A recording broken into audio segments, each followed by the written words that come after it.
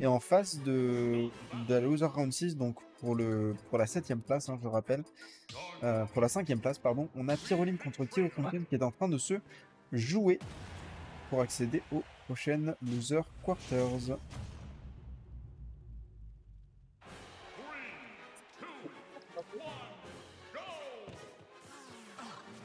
Ok, et donc on part sur PS2. C'était prévisible au vu des bans que les deux joueurs ont fait.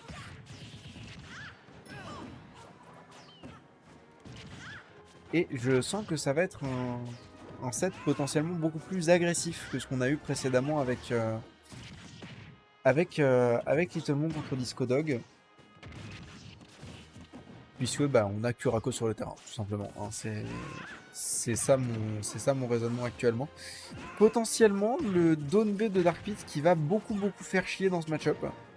Pour plein de raisons, mais notamment le fait évidemment que c'est un réflecteur, le forward smash qui va récupérer cette stock tellement tôt et qui va potentiellement guider la suite du rythme de la game pour un peu que Kurako réussisse à se servir de son avantage, ce qu'il est en général plutôt très doué pour faire, même si pour le moment on n'a accumulé que 4% sur cette deuxième stock de Dark Pit. Ok, et voilà, le moment où je dis ça, on prend cette stock, sérieux?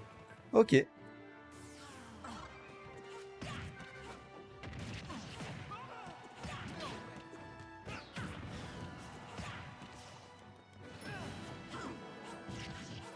Oh, attention à ce spike. Bon, pour le coup, on a déjà 101% sur le Dark Pit, hein, donc ça va quand même.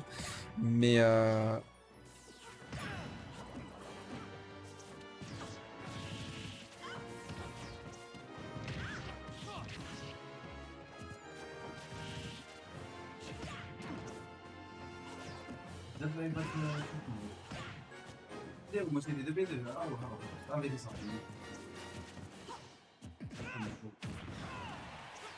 ok, toujours aucun stock de trouver et un Dark Pit qui, mine de rien, a bien rattrapé en termes de pourcent. On a 82% posé sur la Wi-Fi Trainer.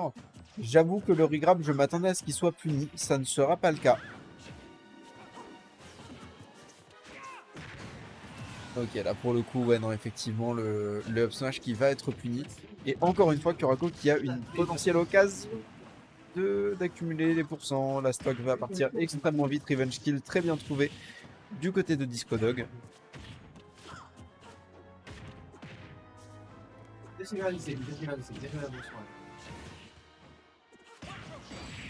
Non.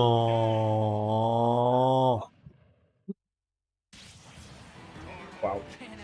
Waouh. Waouh. Waouh.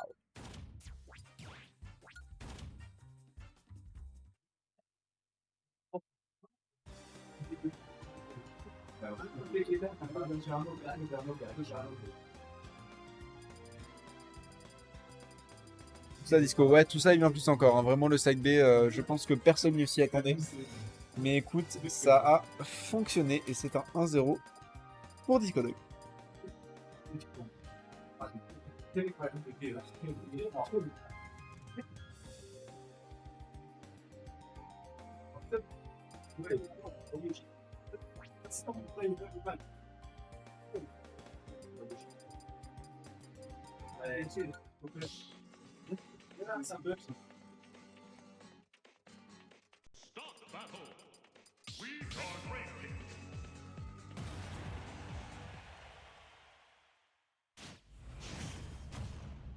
Bitch ass up. Shut your bitch ass up.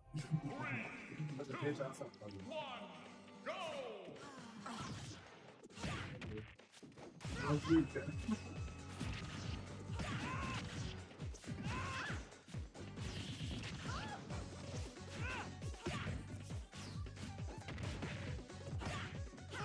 Ok, on part sur, excusez-moi, Yoshi Story. Quelques soucis techniques. On part sur Yoshi Story et on a déjà, le temps que je le dise, 27 secondes. On a déjà pris une stock pour Disco Dog, encore une fois. Hein, un set qui me semble beaucoup plus agressif que ce qu'on a pu avoir précédemment. Et c'est pas parti pour se terminer puisqu'on est de nouveau déjà en phase de désavantage pour Kurako. Disco Dog qui s'en sort vraiment vraiment, vraiment, vraiment bien pour accumuler les pourcents là où il peut les trouver. 62% déjà posés sur la Wi-Fi Trainer.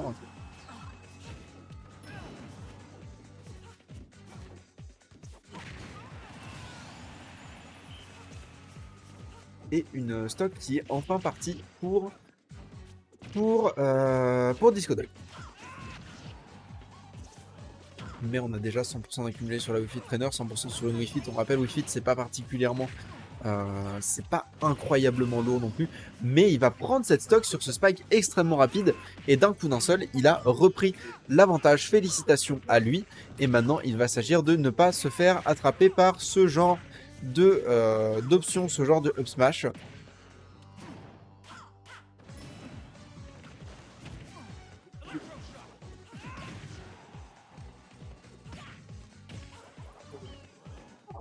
Ah non, malheureusement, c'était un tout petit peu trop loin. On a mis les dégâts et on peut s'en féliciter.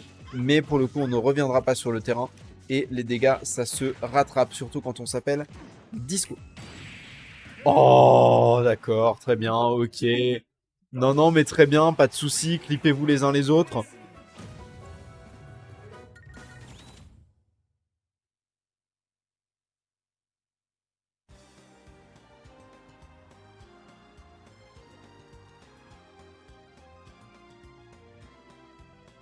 Bon, deux, frère, comment tu vois?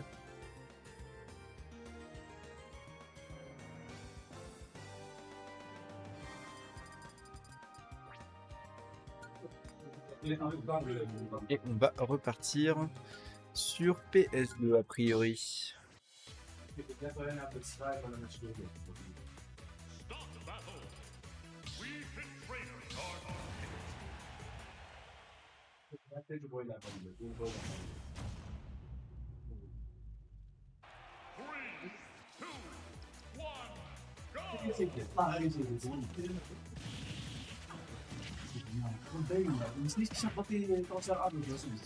Ok, donc PS2, le terrain qui a été plutôt propice pour Disco lors de la game numéro 1. Là, on est game numéro 3. Il y a possibilité que ça change, évidemment. Et excusez-moi s'il y a du bruit, je vais devoir remettre le micro un petit peu en place.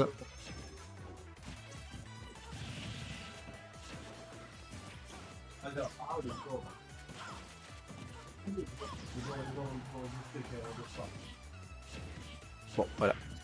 C'est le maximum que je puisse faire.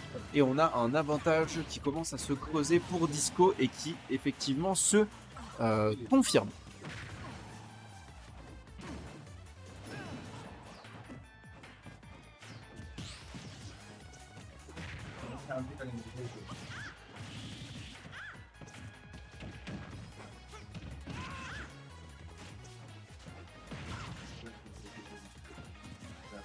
Disco qui se déchaîne, hein. Disco qui accumule les pourcents sur cette deuxième stock et qui continue à les dérouler. On est à 86 sur la Wi-Fi Trainer sur cette stock numéro 2, 99% maintenant. On va potentiellement finir par perdre une stock un jour quand même, monsieur Disco Dog. Il s'agirait de... Il faut mourir là, monsieur. Il faut... Non, d'accord, bon, bah très bien. Du coup, on ne mourra pas et au contraire, on prendra cette deuxième stock sur ce up smash et Disco qui s'assoit sur un lead plus que conséquent, puisqu'on a déjà 53% posé sur la dernière stock de cette Wi-Fi Trainer contre seulement 133% sur sa première pour Disco.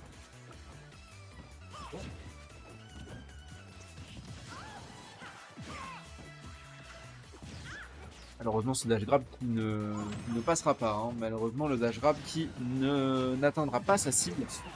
Et heureusement pour Kurako, on n'a pas pris ce deuxième coup du forward smash parce que je pense sincèrement que c'était la mort ou en tout cas une mise en difficulté plus que conséquente. Mais là maintenant, est-ce que vraiment on peut le faire? C'est la question qu'on est en droit de se poser et la réponse est a priori non.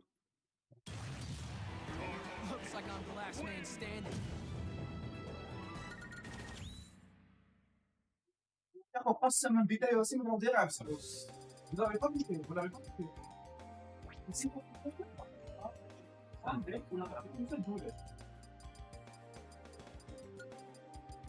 On va la laisser là par contre. Ah, ça même vidéo de dérape. Ah oui, oui, oui, ça fait un peu. بوظ معك ليه انت بالضرب اللي جوج حبات اللي تقابلني ماشي مرة.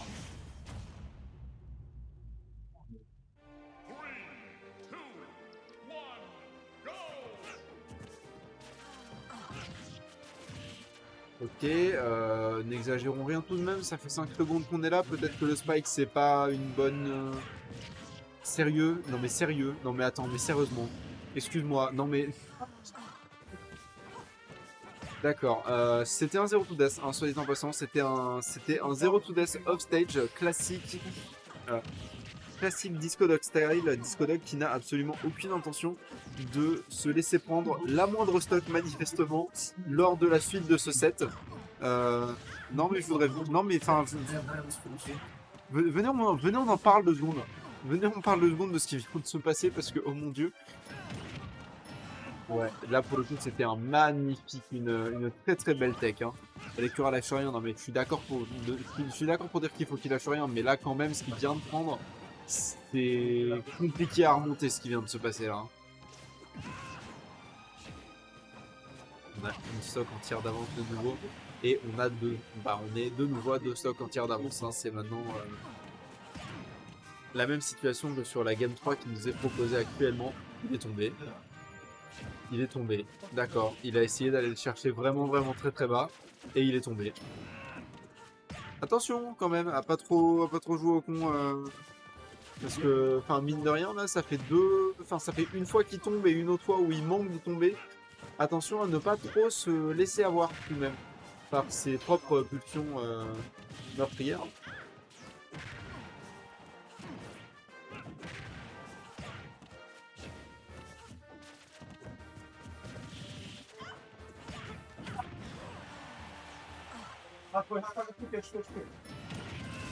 Ouais, là pour le coup on se fait exploser. Et effectivement, vous le disiez et je voulais pas y croire, Kurako qui se retrouve de nouveau vraiment dans la game, qui est tout à fait capable de récupérer la suite de cette game, qui est tout à fait capable de récupérer la suite de ce set, puisqu'on est vraiment presque à égalité parfaite. Et on est maintenant en avantage pour Kurako, un homme incroyable, vraiment, genre c'était vraiment fabuleux. Après un tel 0 to death sur la première stock en littéralement 15 secondes, je ne m'attendais pas à ce que ça revienne, mais manifestement c'est vraiment revenu. Et là, c'est qui trouvera le kill en premier. Et c'est Disco qui va trouver ce kill malgré une presque remontada du côté de Kurako. Malheureusement pour lui, la presque remontada restera une presque remontada.